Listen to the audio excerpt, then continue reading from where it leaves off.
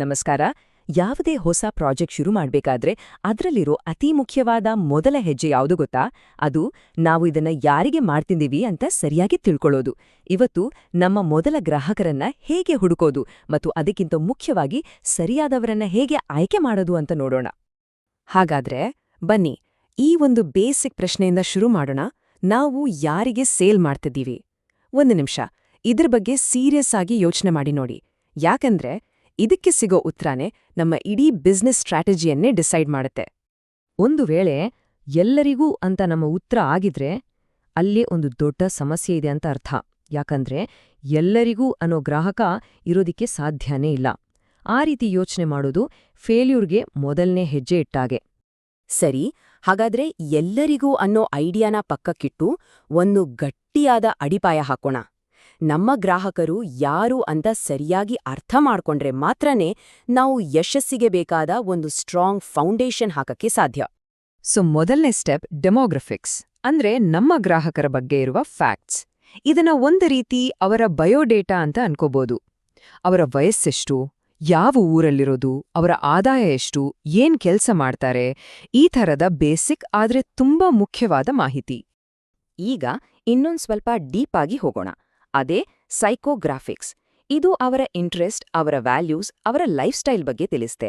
ಅಂದ್ರೆ ಅವರು ಯಾರು ಅನ್ನೋದಕ್ಕಿಂತ ಅವರು ಯಾಕೆ ಹಾಗೆ ಇದ್ದಾರೆ ಅನ್ನೋದನ್ನ ಅರ್ಥ ಮಾಡ್ಕೊಳ್ಳೋಕೆ ಇದು ಹೆಲ್ಪ್ ಮಾಡುತ್ತೆ. ಇವೆರಡರ ನಡುವಿನ ವ್ಯತ್ಯಾಸ ನೋಡಿ ಎಷ್ಟು ಕ್ಲಿಯರ್ ಆಗಿದೆ ಅಂತ.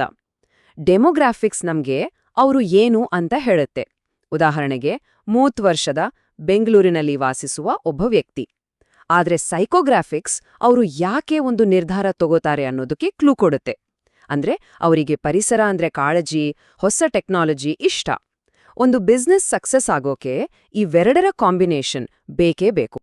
ಓಕೆ, ಅವ್ರ್ಯಾರು ಅಂತ ಒಂದು ಐಡಿಯಾ ಬಂತು. ಆದ್ರೆ ಈಗ ಬರೋದೇ ಅಸ್ಲಿ ಮಜಾ.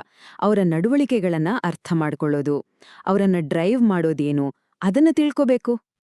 ಇಲ್ಲಿ ನಾವು ಅವರ ಬಿಹೇವಿಯರಲ್ ಟ್ರೇಟ್ಸ್ ಅಂದ್ರೆ ಅವರ ವರ್ತನೆಗಳನ್ನು ನೋಡ್ಬೇಕು. ಇಲ್ಲಿ ಮುಖ್ಯವಾದದ್ದೇನು ಅಂದ್ರೆ ಅವರು ಏನು ಹೇಳ್ತಾರೆ ಅನ್ನೋದಕ್ಕಿಂತ ಹೆಚ್ಚಾಗಿ ಅವರು ನಿಜವಾಗ್ಲೂ ಏನ್ ಮಾಡ್ತಾರೆ ಅನ್ನೋದನ್ನ ಗಮನಿಸೋದು.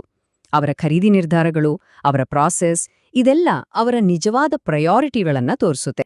ಒಂದು ವಿಷಯ ನೆನ್ಪಿಡಿ, ಪ್ರತಿಯೊಂದು ಖರೀದಿ ಅಥವಾ ವರ್ತನೆ ಹಿಂದೆ ಒಂದು ಸಮಸ್ಯೆ ಅಥವಾ ಒಂದು ಅವಶ್ಯಕತೆ ಇದ್ದೇ ಇರುತ್ತೆ. ಅವರ ಪೇನ್ ಪಾಯಿಂಟ್ಸ್ ಏನು ಅಂದ್ರೆ ಅವರು ಯಾವ ಸಮಸ್ಯೆಯಿಂದ ಬೇಸತ್ತಿದ್ದಾರೆ, ಅವರು ಏನನ್ನ ಸಾಧಿಸ್ಬೇಕು ಅಂತ ಇದ್ದಾರೆ, ಅವರ ಸಮಸ್ಯೆ ಎಷ್ಟು ಅರ್ಜೆಂಟ್ ಆಗಿದೆ. ಇದನ್ನ ಅರ್ಥ ಮಾಡ್ಕೊಂಡ್ರೆ ನಾವು ಬರೀ ಪ್ರಾಡಕ್ಟ್ ಮಾರಾಟ ಮಾಡ್ತಿರಲ್ಲ, ಬದಲಿಗೆ ಒಂದು ನಿಜವಾದ ಪರಿಹಾರ ಕೊಡ್ತಿದ್ದೀವಿ ಅಂತ ಅರ್ಥ. ಕಂಗ್ರ್ಯಾಚುಲೇಷನ್ಸ್! ಈಗ ನಮ್ಮ ಹತ್ರ ಇರೋದು ಬರೀ ಊಹೆಗಳಲ್ಲ, ನಮ್ಮ ಗ್ರಾಹಕರ ಒಂದು ಕಂಪ್ಲೀಟ್ ಬ್ಲೂ ಪ್ರಿಂಟ್. ಫೌಂಡೇಶನ್ ಕೆಲ್ಸ ಮುಗೀತು. ಈಗ ಈ ಬ್ಲೂ ಪ್ರಿಂಟ್ ಇಟ್ಕೊಂಡು ಒಂದು ದೊಡ್ಡ ನಿರ್ಧಾರ ತಗೊಳ್ಳೋ ಟೈಮ್ ಬಂದಿದೆ. ಸರಿ, ಈಗ ನಾವು ಈ ಇಡೀ ಪ್ರೋಸೆಸ್ನ ಕ್ಲೈಮ್ಯಾಕ್ಸ್ಗೆ ಬಂದಿದ್ದೀವಿ. ರಿಸರ್ಚ್ ಮಾಡೋದು ಒಂದೆಡೆಯಾದ್ರೆ, ಈಗ ಆ ರಿಸರ್ಚ್ನಿಂದ ಸಿಕ್ಕಿರೋ ಎಲ್ಲಾ ಮಾಹಿತಿಯನ್ನ ಬಳಸಿ ಒಂದು ಸ್ಟ್ರಾಟಜಿಕ್ ಅಂದ್ರೆ ಫೋಕಸ್ಡ್ ಚಾಯ್ಸ್ ಮಾಡಬೇಕಾಗಿದೆ.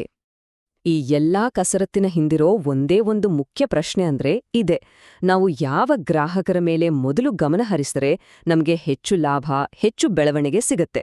ಸರಿಯಾದ ಕಸ್ಟಮರ್ ಸೆಗ್ಮೆಂಟ್ ಅನ್ನ ಆರಿಸೋದ್ರಲ್ಲೇ ನಮ್ಮ ಸಕ್ಸಸ್ ಅಡಗಿದೆ. ಈ ಕಾಂಪ್ಲೆಕ್ಸ್ ನಿರ್ಧಾರವನ್ನ ಸಿಂಪಲ್ ಮಾಡೋಕೆ ಒಂದು 3 ಸ್ಟೆಪ್ ಫ್ರೇಮ್ವರ್ಕ್ ಬಳಸೋಣ. ಸ್ಟೆಪ್ 1, ಅವರು ಹಣ ಕೊಡೋಕೆ ರೆಡಿ ಇದ್ದಾರಾ? ಸ್ಟೆಪ್ 2, ಅವರನ್ನ ರೀಚ್ ಮಾಡೋದು ಸುಲಭನಾ? ಮತ್ತು ಸ್ಟೆಪ್ 3, ಅವರು ನಮ್ಮ ಕಂಪನಿಯ ವಿಷನ್ಗೆ ಹೊಂದ್ಕೊಳ್ತಾರಾ? ಈ ಟೇಬಲ್ ನೋಡಿ, ಒಂದು ಉದಾಹರಣೆ ತಗೊಳ್ಳೋಣ. ಒಂದು ಕಡೆ ಸ್ಟೂಡೆಂಟ್ಸ್, ಇನ್ನೊಂದು ಕಡೆ ಪ್ರೊಫೆಷನಲ್ಸ್. ಸ್ಟೂಡೆಂಟ್ಸ್ ಜಾಸ್ತಿ ಹಣ ಕೊಡೋಕ್ಕಾಗಲ್ಲ, ನಿಜ.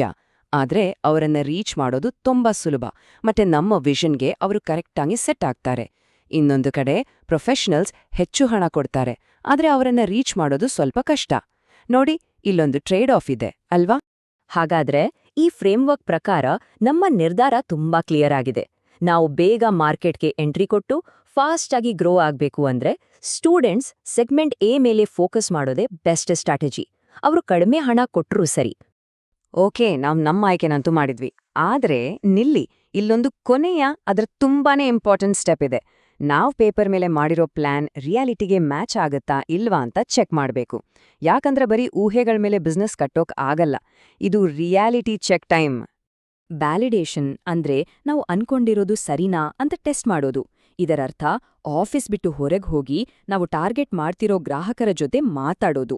ಅದು ಸರ್ವೆ ಮೂಲಕ ಆಗಿರ್ಬೋದು, ಇಂಟರ್ವ್ಯೂ ಮೂಲಕ ಆಗಿರ್ಬೋದು, ಅಥವಾ ಒಂದು ಸಿಂಪಲ್ ಆನ್ಲೈನ್ ಆಡ್ ಹಾಕಿ ಟೆಸ್ಟ್ ಮಾಡೋದಾಗಿರ್ಬೋದು. ಅವರಿಗೆ ನಿಜವಾಗ್ಲೂ ನಮ್ಮ ಪ್ರಾಡಕ್ಟ್ ಮೇಲೆ ಇಂಟ್ರೆಸ್ಟ್ ಇದೆಯಾ, ಕನ್ವರ್ಷನ್ ರೇಟ್ಸ್, ಸೈನ್ ಅಪ್ಸ್, ಈ ತರಹದ ನಂಬರ್ಗಳು ನಮಗೆ ಸತ್ಯವನ್ನ ಹೇಳ್ತವೆ. ಸೊ ಈ ಇಡೀ ಪ್ರಕ್ರಿಯೆಯಿಂದ ನಮಗೆ ಸಿಕ್ಕಿರೋ ಅತಿ ದೊಡ್ಡ ಪಾಠ ಏನು? ನಾವು ಯಾರಿಗೆ ಸೇಲ್ ಮಾಡಬೇಕು ಅಂತ ಆಯ್ಕೆ ಮಾಡೋದು ಮುಖ್ಯನೇ, ಆದ್ರೆ ನಿಜವಾದ ಫೋಕಸ್ ಅಂದ್ರೆ ಬರೀ ಏನ್ ಮಾಡ್ಬೇಕು ಅಂತ ಡಿಸೈಡ್ ಮಾಡೋದಲ್ಲ. ಅದು ಏನನ್ನು ಮಾಡಬಾರ್ದು ಅಂತ ಧೈರ್ಯವಾಗಿ ನಿರ್ಧಾರ ತಗೊಳ್ಳೋದು. ನಿಜವಾದ ಸ್ಟ್ರಾಟಜಿ ಅಂದ್ರೇನೆ ಕಠಿಣ ಆಯ್ಕೆಗಳನ್ನ ಮಾಡೋದು ಮತ್ತು ಕೆಲವು ಅವಕಾಶಗಳನ್ನ ಬೇಡ ಅಂತ ಹೇಳೋ ಧೈರ್ಯ ತೋರ್ಸೋದು. ಈಗ ನಿಮ್ಮ ಹತ್ರ ಈ ಫ್ರೇಮ್ವರ್ಕ್ ಇದೆ, ಈ ಟೂಲ್ಸ್ ಇದೆ. ಹಾಗಾಗಿ ಈ ಒಂದು ಕೊನೆಯ ಪ್ರಶ್ನೆಯೊಂದಿಗೆ ನಾನು ಈ ಚರ್ಚೆಯನ್ನು ಮುಗಿಸ್ತೇನೆ. ಈ ಪ್ರಶ್ನೆ ಈ ಇಡೀ ವಿಷಯವನ್ನು ನೋಡುವ ದೃಷ್ಟಿಯನ್ನೇ ಬದಲಾಯಿಸಬಹುದು. ನಿಮ್ಮ ಯಶಸ್ಸನ್ನು ಖಚಿತಪಡಿಸಿಕೊಳ್ಳಲು ನೀವು ಯಾರನ್ನು ಇಗ್ನೋರ್ ಮಾಡಲು ಅಂದ್ರೆ ನಿರ್ಲಕ್ಷಿಸಲು ಧೈರ್ಯವಾಗಿ ಆಯ್ಕೆ ಮಾಡ್ತೀರಿ?